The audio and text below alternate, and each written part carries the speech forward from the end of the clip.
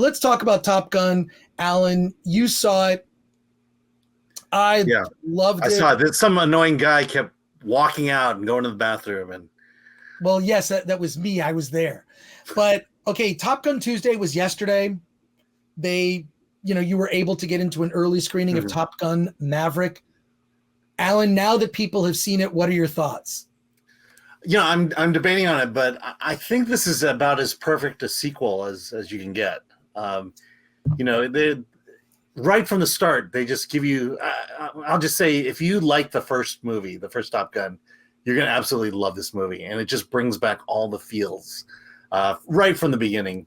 And I think what makes this so much better is it's all practical. I mean, Tom Cruise is flying a jet. He's, everything is real, except there is some minor CG in it, but it really is tangential to the action that's going on. So, I just love seeing real things on a screen for once. And, and in terms of story and dialogue, it's pretty much what the original was. The story is, it's got dialogue, and then Goose's son is in it. And so I think you could guess the relationship between Goose's son and Maverick here, and it plays out exactly that way. But that said, this is a fun ride. It's a roller coaster. It's every cliche you want to throw out about an action movie. It's all there. Well, I loved it. It's the best sequel to a film that has been like more than 30 years. Yeah, which is actually a thing. Think about it. Like, how many sequels where it's been like decades later and then they make a sequel to it, kind of like a little too late. It's the best. It's also like, what I love about Top Gun Maverick is, one, we can talk about the mission. It's the Death Star trench. That's what it is. It's effectively, you've got to hit the target and you've got to hit it multiple times and you can't screw it up, and you've got to like go through a windy valley to be below the radar of the missiles. And that aspect, I loved. All of the stuff with the jets is just insane. Yeah. And he has to turn off his guidance system in order to hit the time there, right? I mean, it's just like the dogfights are insanely intense. I mean, there are times where just like I had to stop and go, my face hurts from smiling. That's how good it was. It's also feels like this movie was originally supposed to be released in 2020. So it must have been shot or made somewhere 2018, 2019. It feels like it was made in a bubble before Hollywood got like super, lectury. And none of that is a part of this. It's like this movie was made in a bubble to just be a popcorn movie. And it is an absolute popcorn fun fest, like right from the beginning. It's just intense. And it pays everything off. There's not a wasted minute. There's callbacks to the original Top Gun, a bunch of shirtless dudes on the beach in a somewhat, some might say homoerotic scene where they're playing sports. There's nothing wrong with that. There's nothing wrong with that. I mean, even for myself, I used to years ago go and play basketball on weekends with my friends. And to be clear, I was never good at basketball, like at all. Okay. It was incredibly embarrassing because it was just sort of a miracle that one of us could actually hit the basket, but we were just doing it to just like, because we just wanted to do it. Like, it's something we can do. And then we'll go out and we'll drink after, we'll grab some beers, and we would take our shirts off. It wasn't pretty. That's all I want to say.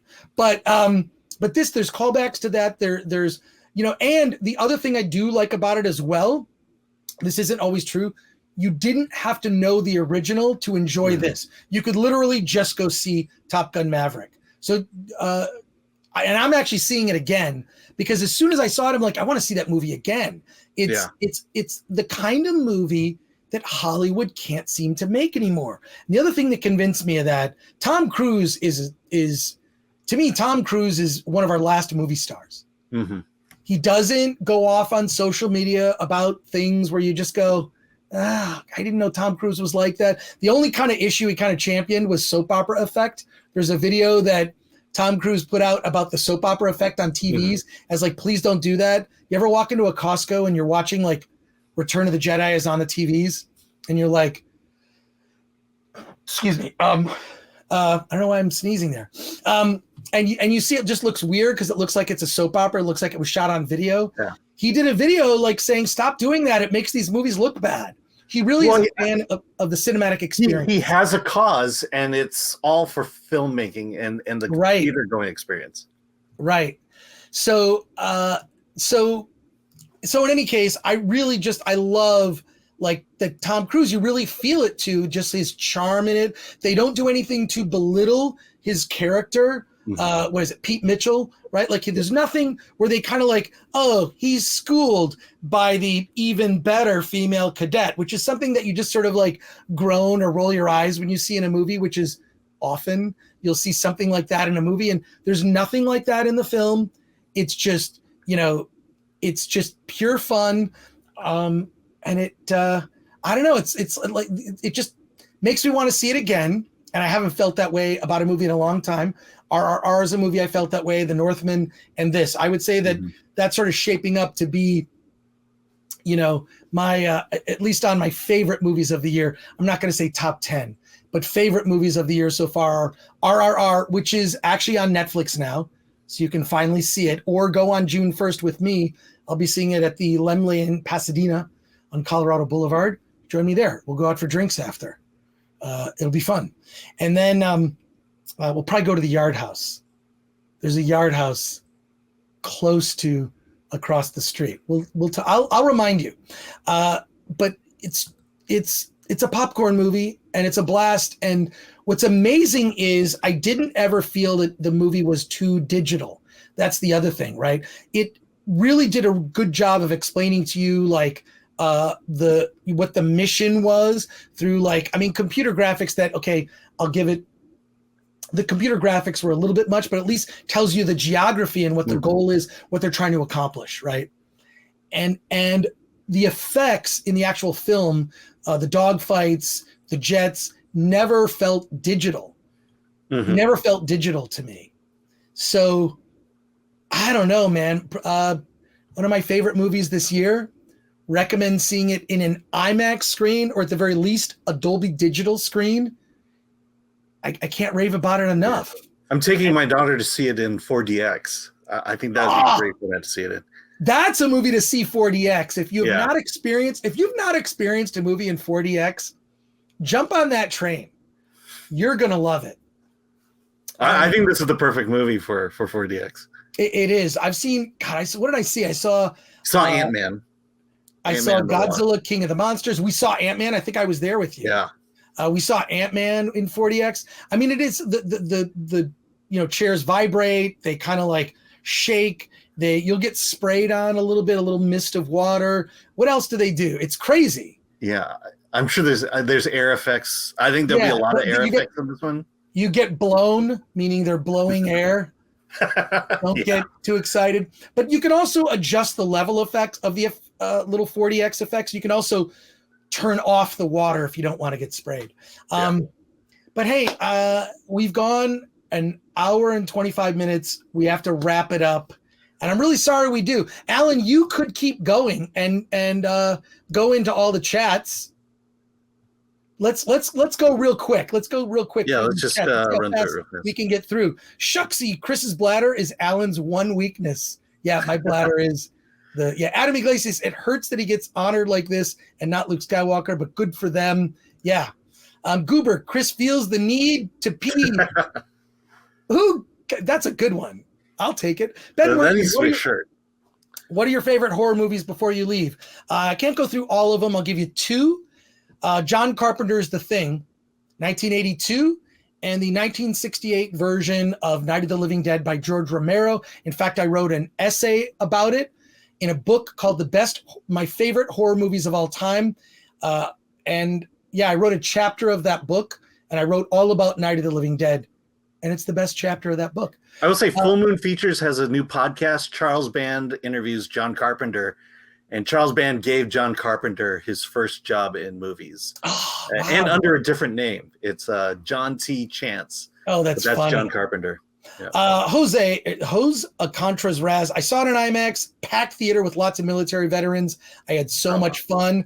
Gantz, Colon0 says, I want to see Chris shirtless. No, you don't. No, you don't. The Film Philosopher, they channeled the 80s. They did. They really did kind of channel the 80s. At least, I mean, it's not in the 80s. It's set present day, but they channeled like that 80s positivity. Positivity is what's missing, not just at the movies. Positivity. Everyone's like, oh, it's dark. It's really dark. Oh, nihilism. No, we don't want that. Star Wars, the original Star Wars in 1977, came out at a time when the world was dark and we needed some positivity. And I feel that this movie is going to be successful, not just first weekend, second weekend too, because positivity is what's really lacking, not just in the movies, but in our current society. When you're telling kids they have no future, whether it's a financial future or whether it's the future of the planet, that's a dark place, and we need to stop doing that. I think to kids, stop painting a picture of our future as this dark thing. We're going to be faced with challenges, as every generation is, and we're going to overcome it. And things are going to be great. Speaking of the 80s, Jennifer Connelly. Oh my gosh. Oh man. Ferd Turgeson, total Death Star. Ferd Turgeson goes on to say, it's more of an ace combat movie than Top Gun to be real. Their mission was kind of impossible. I really thought they were going to say that at one point. Yeah. Goober, is Iceman's son called Seaman? No, but good one. It's called Bromance now, Chris, says RMFX. Toxic Waltz on 8. I rarely enjoy a film with my friends, Dr. Pepper and a popcorn. Well, first of all, I'm a Dr. Pepper person. I love Dr. Pepper, but I may have to give in for Top Gun. You absolutely have to. Go with a group of friends. Patrick Lemire, Iceman call sign came from an actual pilot, Denise Tech. Denise was in Australian punk rock band Radio Birdman. Quit band, went to medical school, joined Air Force to become a Top Gun. What a life. Wow.